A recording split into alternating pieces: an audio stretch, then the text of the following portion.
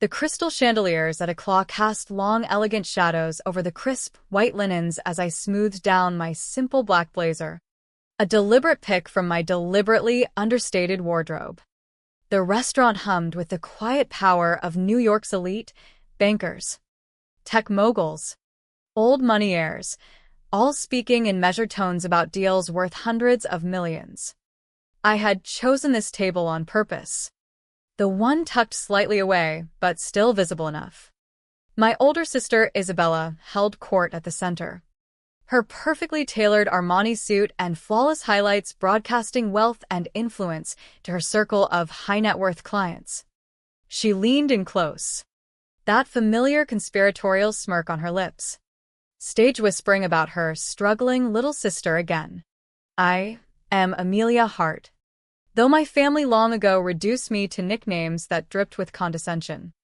At 34, I was the family's cautionary tale, the one Isabella loved parading before her investment clients. Poor Amelia. She'd sigh dramatically, still scraping by on whatever savings she had left after burning out in finance. If they only knew those savings had swelled to over $4 billion by this morning's market close. Amelia. Darling, Isabella's voice cut through the air with that practiced blend of pity and superiority she'd honed over years. So glad you made it tonight. Though I wish you'd told me we were at a claw.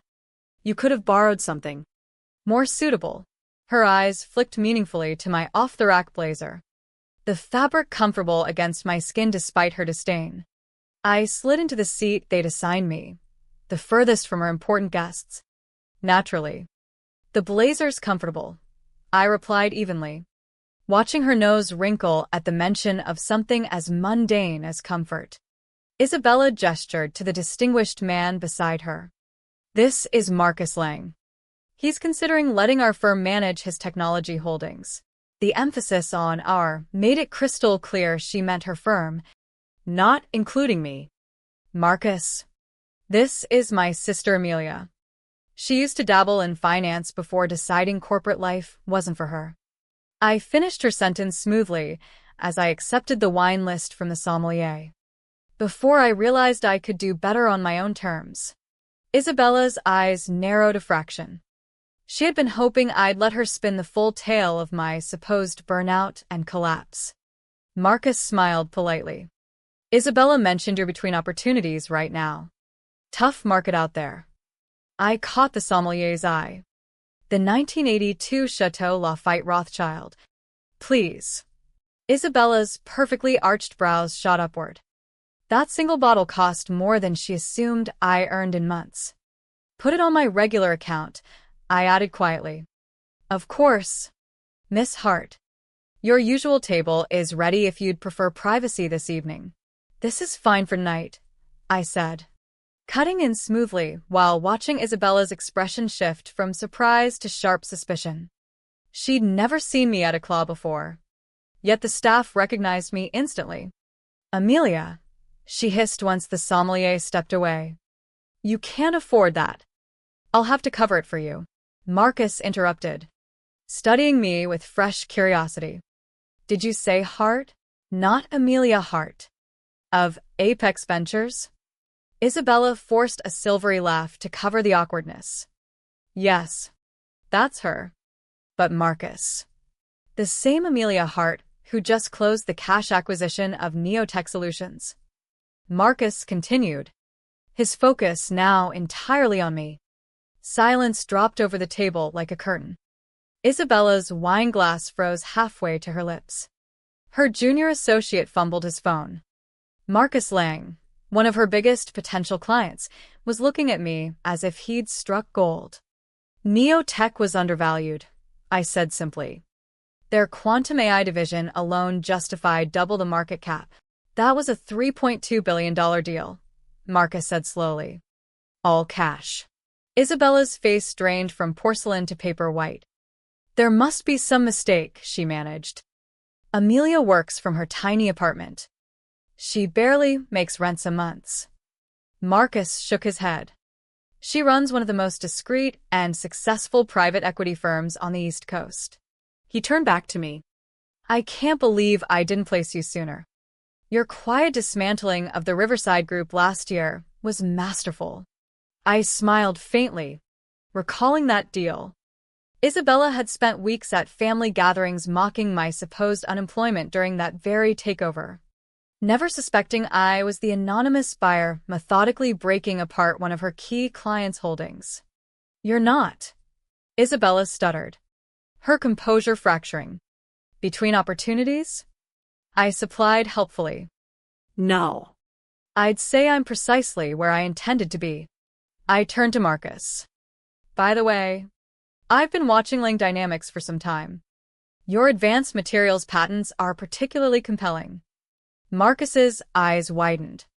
We're not on the market.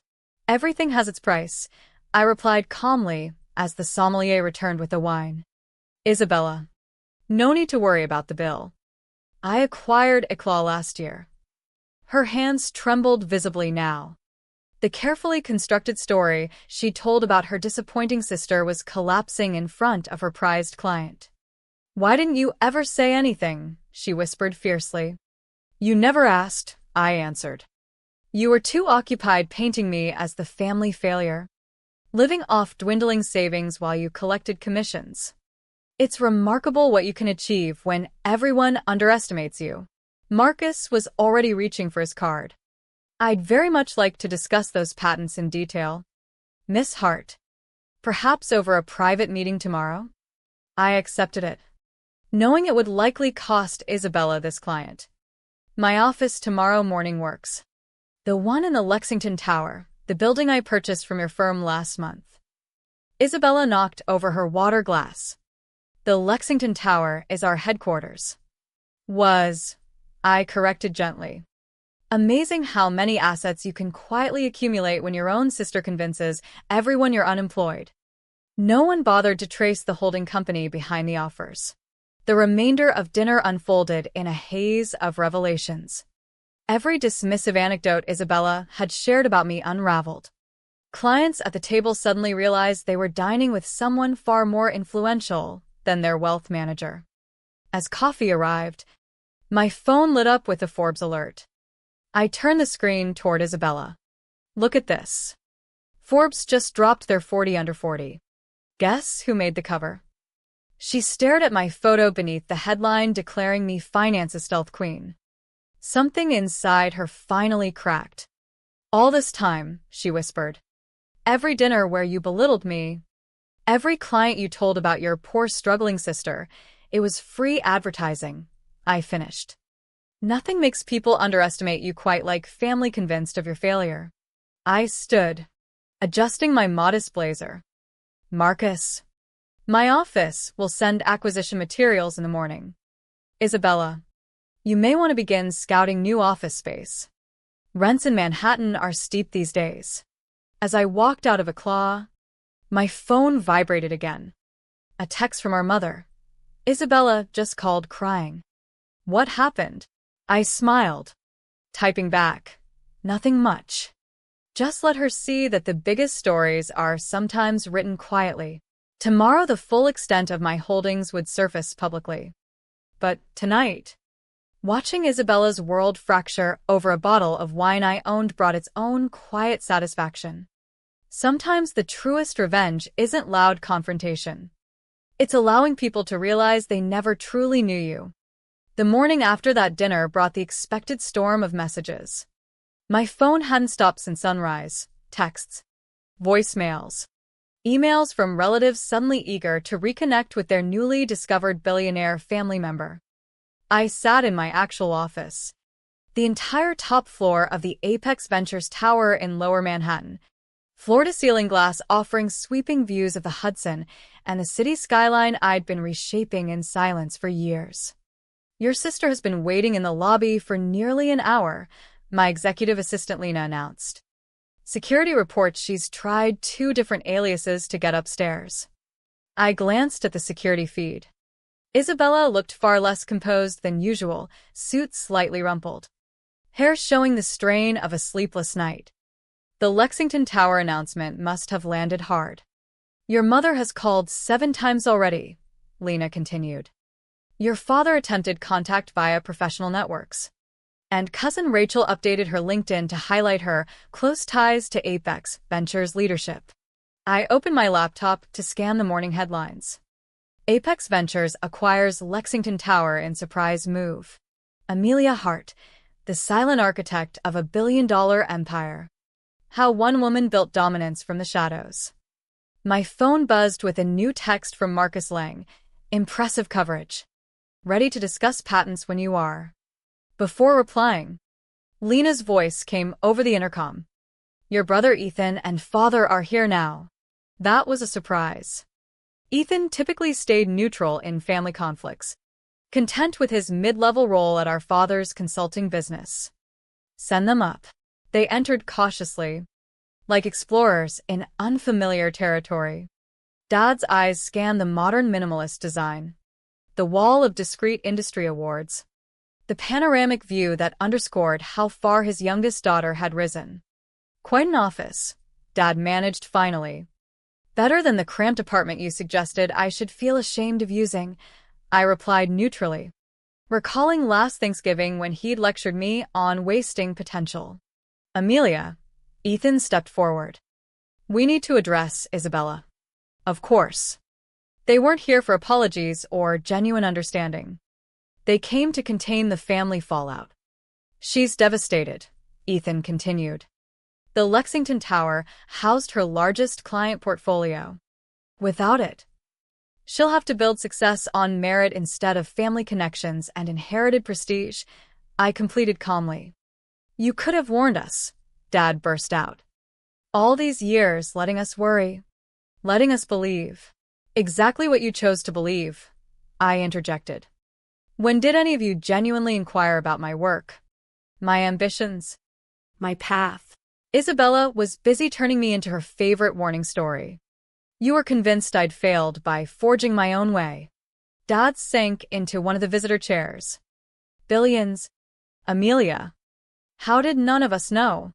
I walked to the window, gazing toward the Lexington Tower, where Isabella's firm would soon relocate.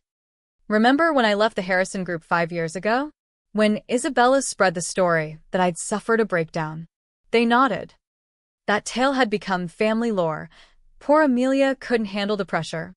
Fled a promising career. I left because I spotted an opening others missed. Tech valuations were depressed. Perfect for strategic acquisitions. But I understood this family's patterns. Announcing plans would invite interference, control, redirection, just like always. We were trying to guide you, Dad protested weakly. No. You were trying to manage me. So I allowed the failure narrative. Used my inheritance as seed capital. Lived modestly. Operated in the background. Every time Isabella ridiculed my little place, she had no idea I owned the entire building. Every time you advised responsibility, I was finalizing 8-figure transactions. Ethan asked quietly, why surface everything now? I smiled, retrieving a folder from my desk. Because the pieces are aligned perfectly. Every property, every stake, every company positioned exactly as needed. I handed it over, including Dad's firm.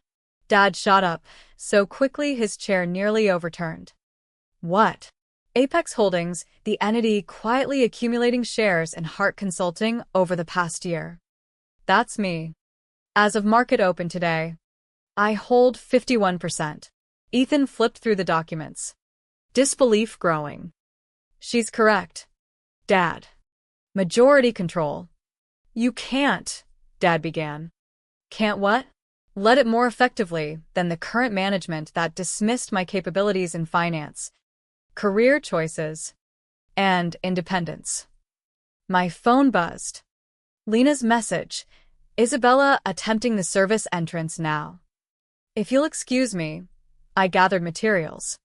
I have a meeting with Marcus Lang regarding patent acquisition. Dad. The board convenes tomorrow at 9. Prepare your retirement statement. Retirement. Dad's face reddened. You can't force me from my own company. I can. And it will serve as a lesson in accountability. As they departed, Ethan paused at the door. For what it's worth, I always suspected you were sharper than credited. I just never pictured this scale. No one did, I replied. That was the intention. After they left, I instructed Lena, hold calls unless Marcus. Send white lilies to Isabella at the Lexington Tower. Card. The greatest successes are often written in silence. I returned to the window, watching Dad and Ethan exit below. Another text from Mom.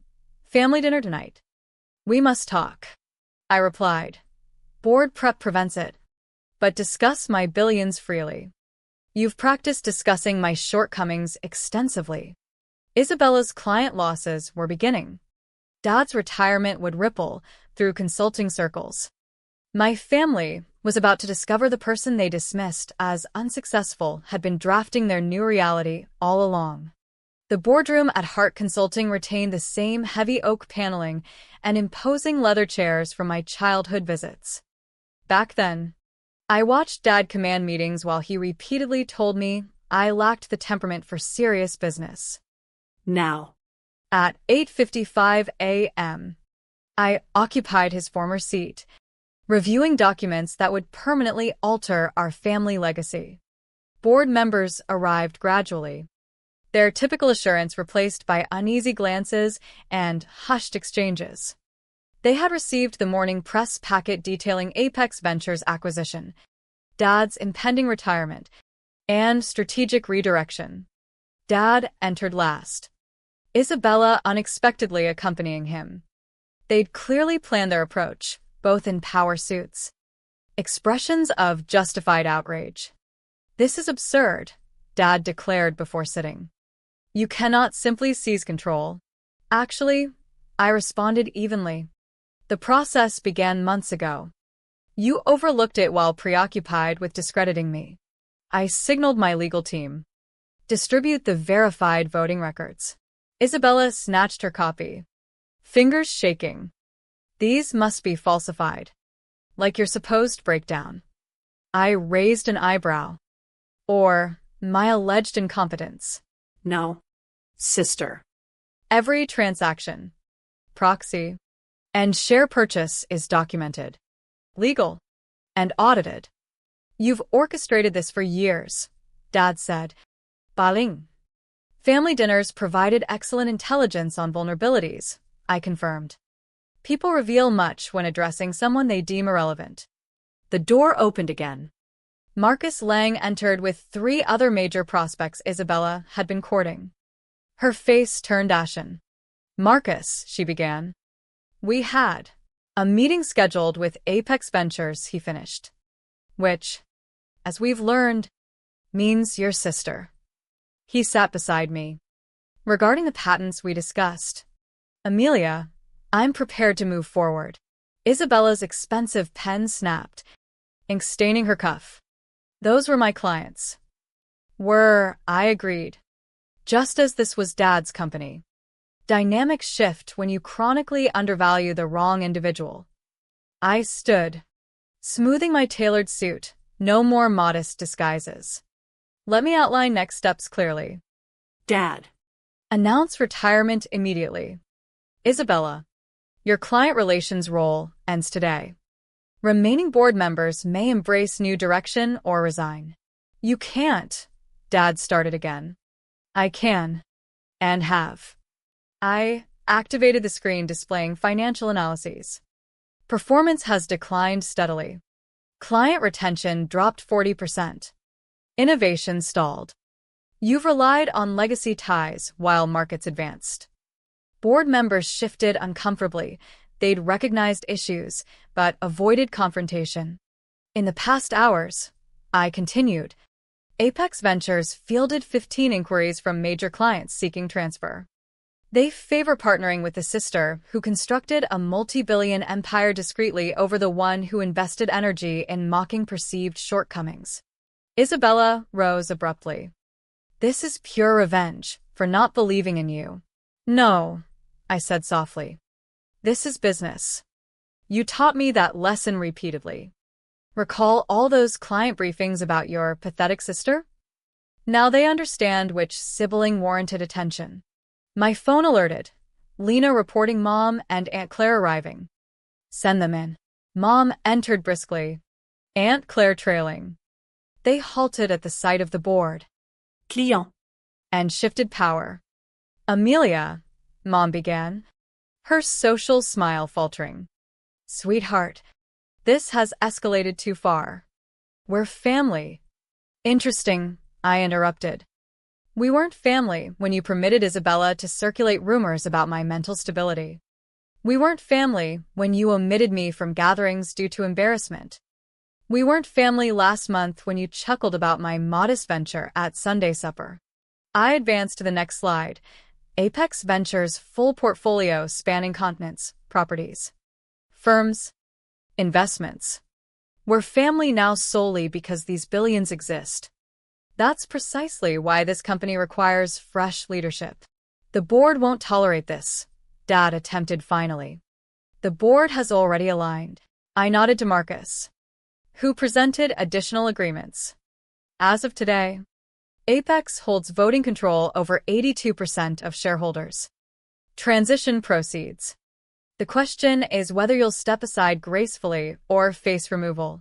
Dad slumped, authority evaporating. Isabella's makeup couldn't conceal tears.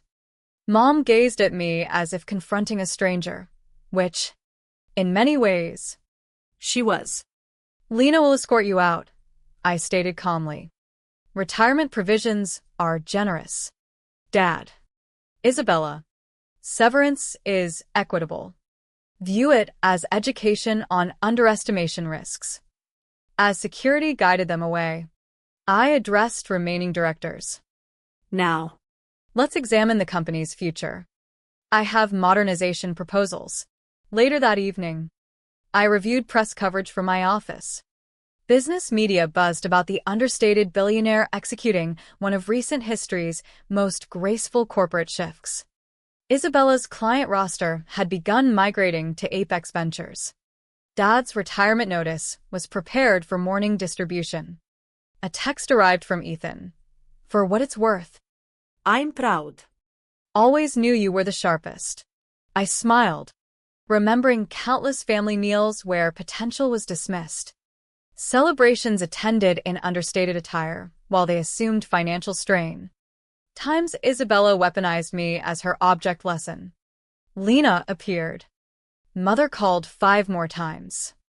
Isabella sent 3 emails seeking to clarify her perspective. Father finally grasps genuine business operations. Hold all their communications, I directed. They've had years to converse. My turn now. I faced the window. City lights activating. Somewhere, family confronted that achievement doesn't always broadcast loudly. Sometimes it strengthens amid others' skepticism. I messaged the family group. Next gathering in my boardroom. Attire accordingly. New structure to address. Then I refocused on the empire constructed quietly while they tallied shortcomings. The finest achievements often emerge from overlooked observers. I was merely commencing. But the story didn't conclude there. Over following weeks, ripple effects intensified. Isabella's firm struggled to retain remaining clients as word spread of my strategic moves. Several reached out directly, citing preference for transparent leadership over past condescension. Dad's retirement press release triggered industry speculation about succession and Apex's expanding influence in consulting. I received numerous invitations, industry panels, philanthropic boards, even subtle overtures from competitors seeking partnerships. Each served as a reminder of isolation I'd endured while building undetected. One afternoon, Lena scheduled an unexpected visitor. Thomas, no. Wait. In this telling, it was a former colleague from my early finance days who had believed the burnout narrative. He entered sheepishly. Amelia. I had no idea. All those years I thought. You thought what the story suggested. I replied. That's the power of narrative control. We spoke briefly. He admitted the family stories had shaped perceptions across professional circles. My silence had paradoxically protected and empowered the expansion. Meanwhile, Marcus Lang's deal closed smoothly, adding valuable patents that strengthened Apex's tech portfolio. Negotiations felt collaborative rather than combative, evidence that respect born from demonstrated competence differed vastly from family dynamics rooted in control. Isabella attempted one more approach via email, proposing reconciliation. I considered it, but recognized patterns remained unchanged. True shifts required self-reflection she hadn't demonstrated. Mom sent lengthy messages invoking family bonds and shared history. Yet those bonds had excluded me during perceived weakness. Now strength prompted inclusion. Dad's consulting firm began restructuring under new guidance. Early indicators suggested improved metrics, client satisfaction rising, innovation initiatives launching. Consequences manifested constructively rather than punitively. Through it all, I maintained deliberate modesty in public appearances when appropriate, preserving elements of the persona that had enabled undetected growth. Underestimation remained a strategic advantage in select contexts. Evenings brought reflection. I pondered whether full disclosure earlier might have altered trajectories. Perhaps. Yet family patterns suggested interference would have complicated or derailed progress. Silence had been both shield and catalyst. The moral lingered. How often do we dismiss others based on surface appearances or inherited narratives? What potentials remain unrealized because of such judgments? In my case, underestimation became the foundation for independence and eventual dominance. Family dinners resumed eventually, but dynamics transformed irreversibly.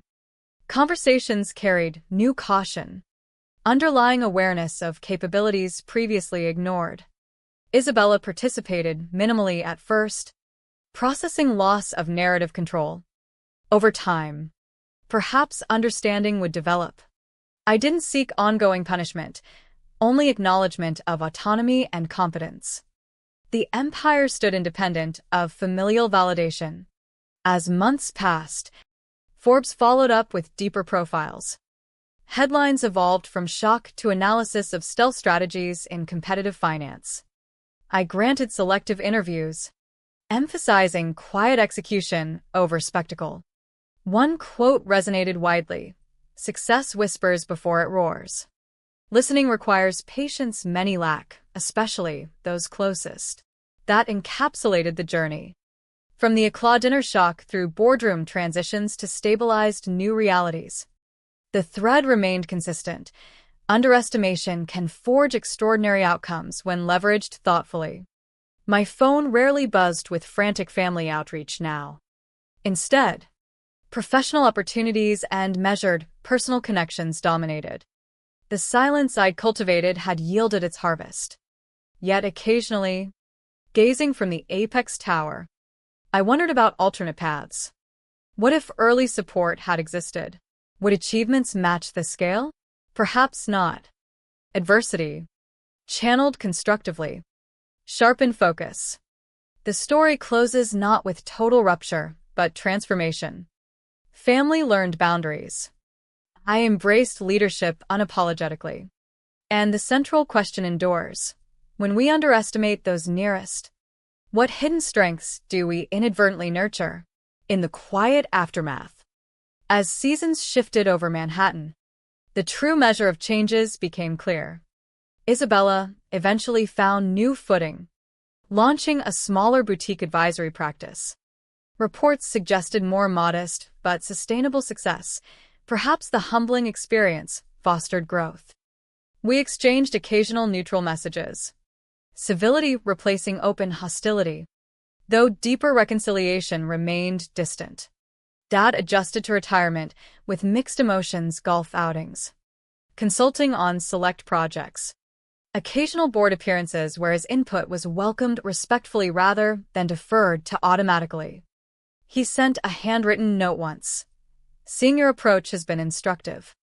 Pride comes late, but genuinely." Mom organized smaller gatherings, carefully avoiding past condescension. Conversations turned toward mutual interests rather than comparisons. Ethan thrived in a promoted role at the restructured firm, crediting clearer merit-based advancement. Through these evolutions, I maintained the core of my operation at Apex: strategic acquisitions, ethical investments, team development emphasizing innovation over legacy. The firm grew steadily, attracting talent drawn to the culture of quiet competence I'd modeled. One particular deal stood out, partnering with a startup founder who'd faced similar family skepticism. Mentoring her echoed my journey, reinforcing that shared experiences of dismissal could forge resilient leaders. Media interest waned gradually as newer stories emerged, but occasional features highlighted lessons in discreet wealth building amid social media eras favoring visibility. I contributed anonymously to financial literacy programs, supporting young professionals navigating family expectations versus personal vision. Personal life balanced carefully. Close friendships formed, with those appreciating substance over spectacle. Romantic interests developed slowly, vetted against patterns of control I'd escaped. Reflecting during a rare, quiet weekend, I recognized the dinner at a claw as catalyst rather than culmination. The real work had unfolded in preceding years of disciplined solitude and strategic patience. Revelations served as punctuation, not the narrative itself.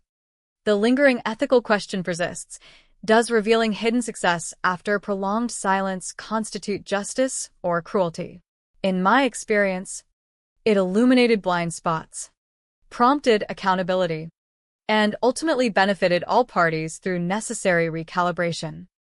Yet emotional costs were real: tears, strained relations, identity adjustments. Perhaps the deepest insight concerns human tendency to construct convenient stories about others, especially family, to affirm our own paths. Challenging those stories disrupts comfort, but enables authenticity. As I review quarterly reports showing continued expansion, satisfaction stems not from dominance, but from alignment, living according to internal compass rather than external expectations. The empire built silently now operates openly, yet retains elements of discretion that served so well. To those facing similar underestimation, consider silence strategically. Document achievements privately. Position assets methodically.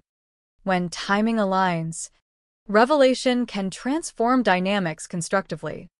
My final message to family, sent months later, captured essence: success measured not by announcements, but impact. Grateful for lessons, even difficult ones. Future gatherings welcome when mutual respect guides. Responses varied: acknowledgement, reflection, tentative openness. Progress, not perfection. The city lights still flicker beyond my window each evening. The empire stands. The woman once dismissed now leads. And the story continues, written deliberately, powerfully, on my own terms. Because sometimes the most profound victories emerge when others stop watching closely enough to notice the transformation unfolding right before them.